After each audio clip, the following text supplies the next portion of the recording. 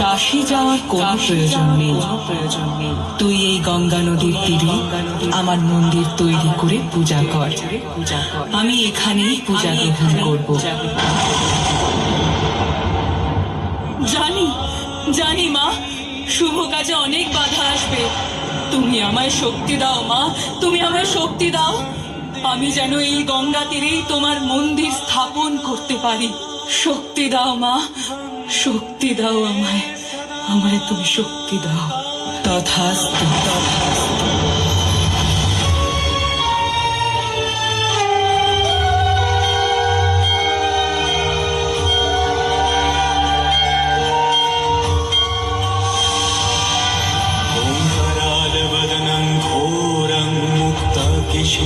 चतुर्भुजं कालिकां दक्षिणां दिव्यां मूढमाला विभूषिता